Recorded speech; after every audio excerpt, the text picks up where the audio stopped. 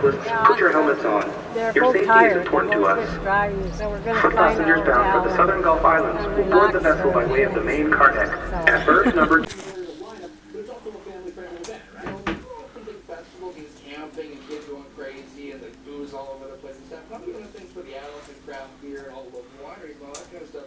But if you got one of these at home, it's a 10-year-old. I can recognize Vicky, don't you? Vaguely, I remember them, but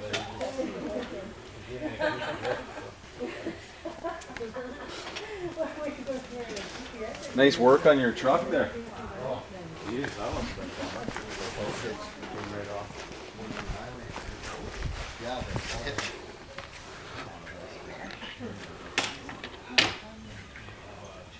Yeah, it's just clicking and then bam. And then there's fire. Not too often I have a grand television call. Say wine. Why? So do you want me to get it? Perfect. Absolutely. All right. You're going to be tall. He's going to be tall. Whiskey. Oh, Mom, why'd you steal the plant punchline? Oh, is that what you were going to say? Face is short. I haven't drank in like 5 years. Rich is a better. Actually, it's been a little bit longer than that. Probably 7 years. I know. Long family function. All polished up. There you go. It's all set. All you have to do is walk around when you're done. Push that.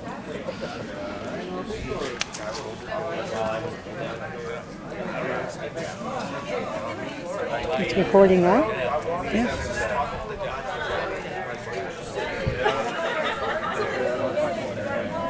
Well, pretty soon you'll have a complete ritual.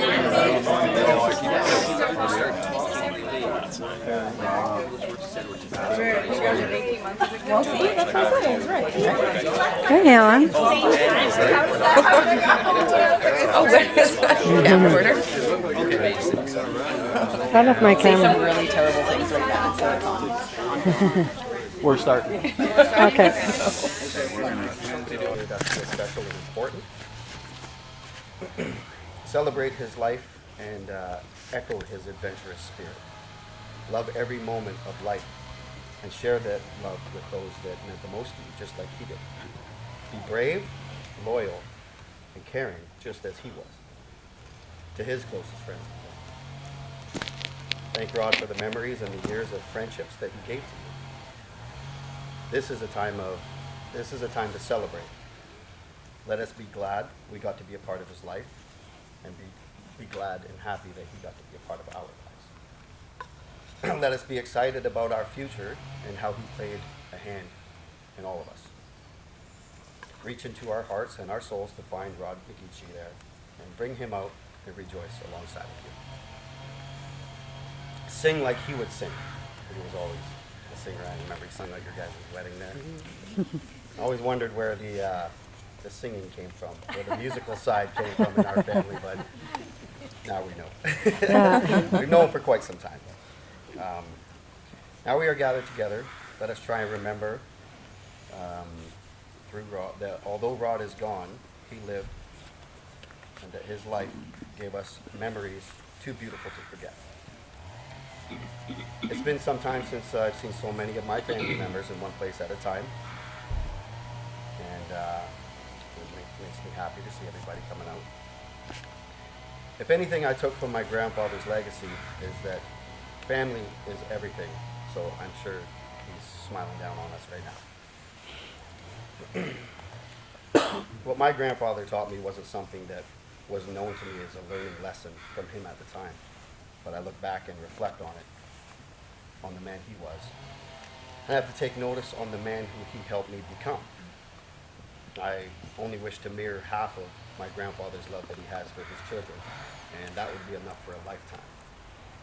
I wish to love my future wife as he did my grandmother, even 25 years after her passing. To follow in my grandfather's footsteps would be a big task.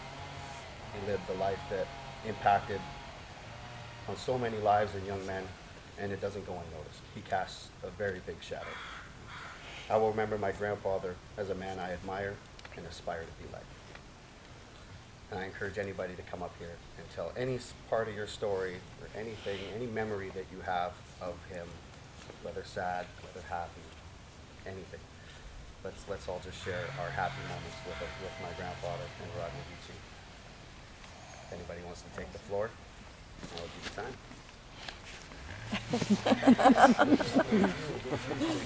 Someone get up and read that. Am I going to be the only one? We're all shy. The same family. I'm the nervous.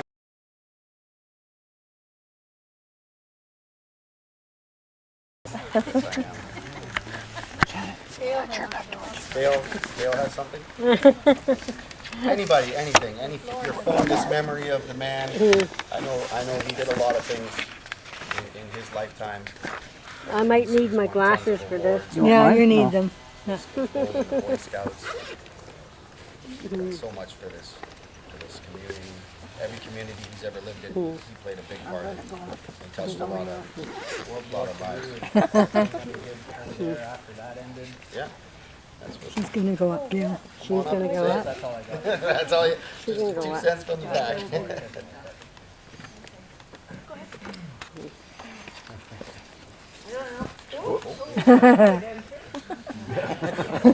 I'll read this. This is our half pipe.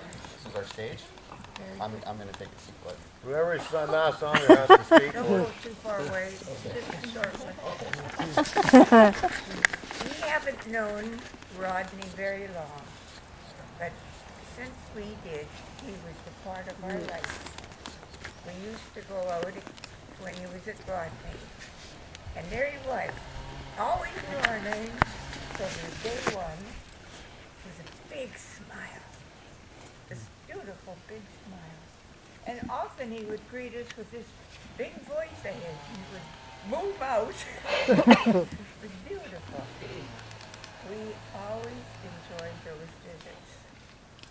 One of the things he always made sure I had was his chair. Yeah. Beth, you have to sit there. See how it works? You do this to get your legs up. And you can put it back. You are to sit in my chair, and you'd get me all settled, and then he and Byron would talk together. And we heard a bit about David. And what he did. He loved to talk. He's full of everything, you know. He loved to reminisce on the past. And he did a very good job of it. Well, we ended up just really loving that man. Such a sweetheart. And wherever you are, Rod, we won't forget you. What are the results of the children and the grandchildren? Something I wrote just 2 weeks ago. I got one with a poem in loving memory of Dad. He never looked for praises. He was never one to boast. He just went on quietly working for the ones he loved the most. His dreams were seldom spoken. His wants were very few.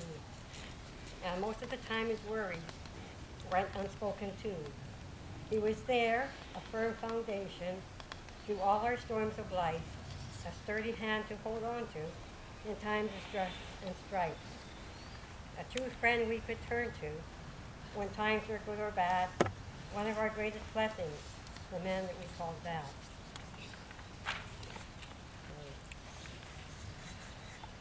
So who was Rod McGeachie?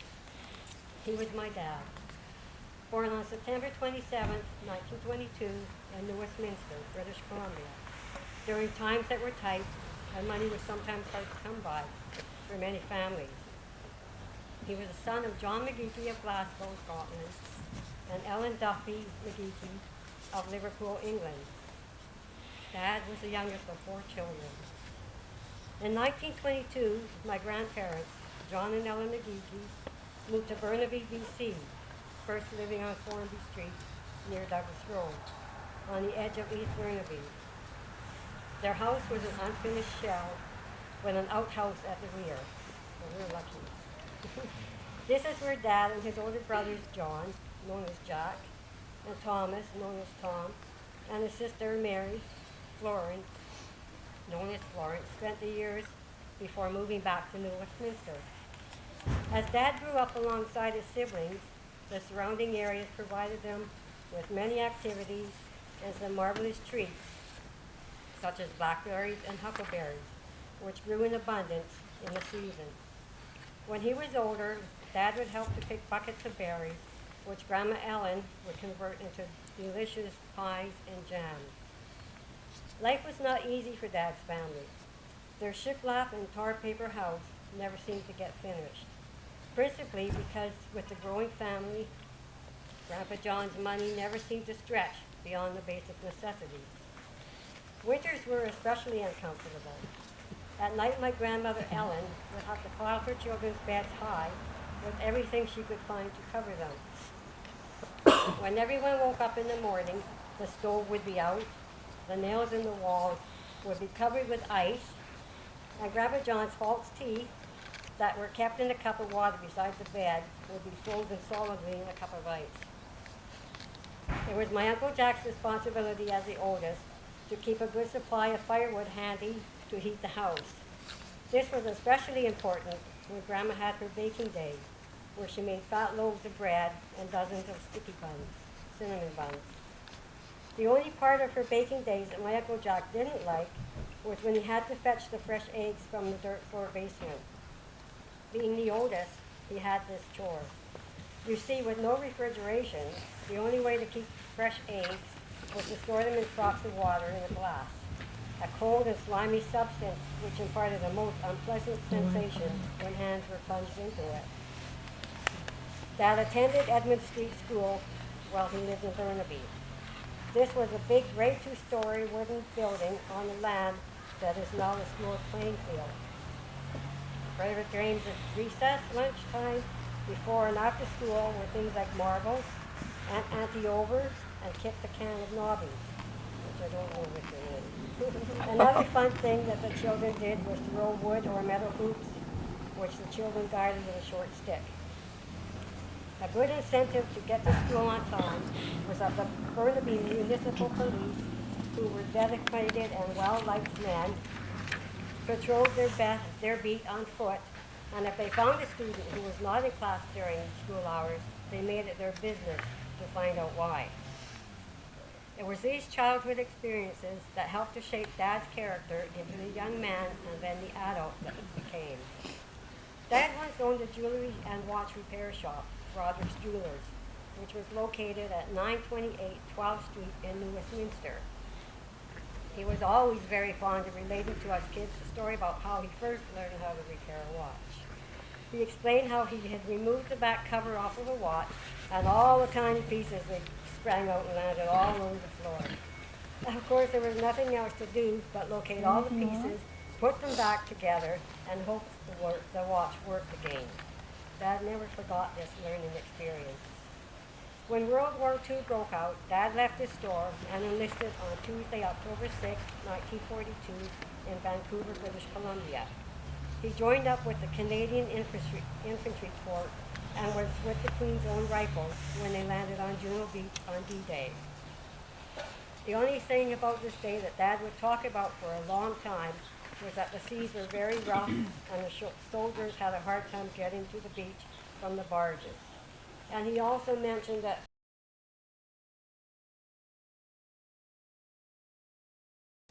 were shot by their own people. This is an experience why Dad would never travel anywhere on a boat unless it was the size of a BC ferry. It wasn't until years later when he was a guest on a radio broadcast for Remembrance Day that he opened up about his war experiences. There was one other story that Dad always related to me about his time during the war. He was wandering around by himself. He was weary and needing a place to rest when he came upon a church. When he entered, he saw that all except one cot were already filled, so he laid down and slept.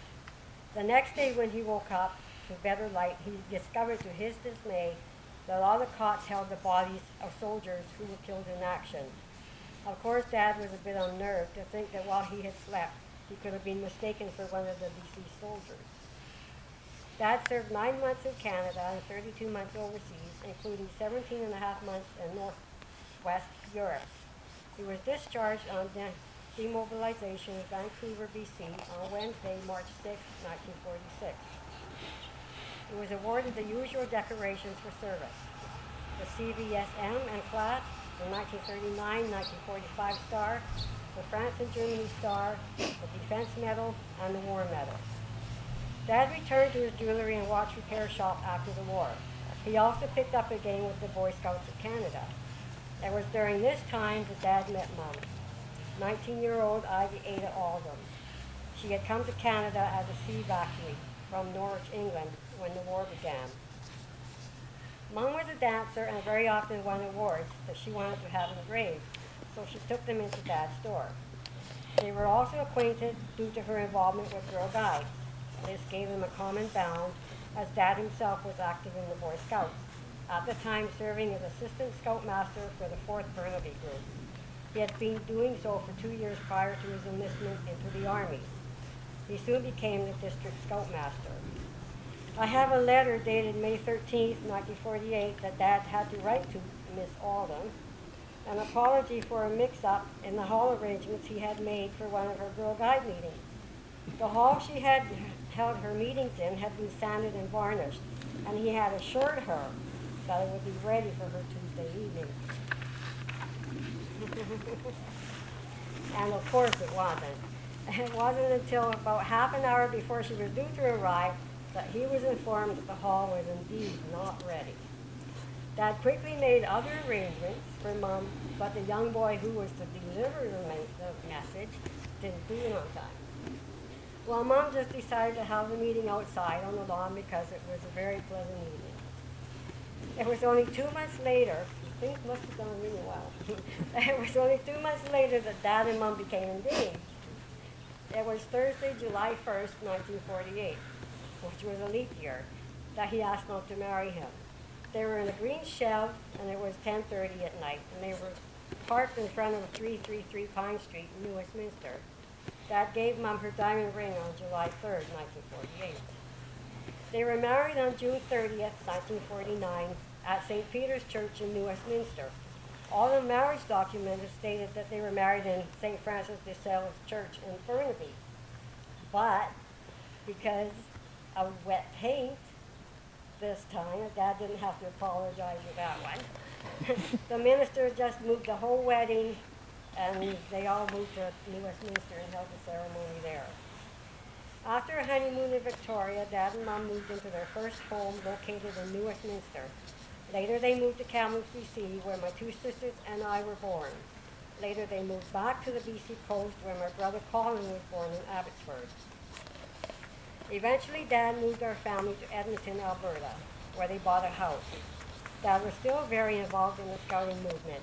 He became the field executive for Northern Alberta, Canada, where he also served with the Edmonton District Council, Alberta, and Mackenzie Council and Central Alberta Regional Council. This required him to travel quite a bit between Edmonton, Alberta, and the Peace River area. During his scouting years in Edmonton, our family enjoyed many summer months at the Boy Scout camp at Skeleton Lake, giving us all some fun memories. And Annette should tell some stories about that, about her boyfriend there. Scouts were older those days. They were 15 years old. They're not like little kids now. We had a lot of fun with those 15-year-olds. Dad received the Silver Acorn, which is a scouting award for distinguished service. The award was presented to him by Roland Kitchener, who was the Governor General at that time. This award was to recognize Dad's 20 years of active leadership in the Boy Scout movement. Dad also moved our family to Calgary, Alberta, where he carried on with scouting. This time we spent our summers at Camp Woods Boy Scout Camp at Silver Lake, Alberta. Dad's scouting leadership has left many fun-filled memories in so many boys' lives.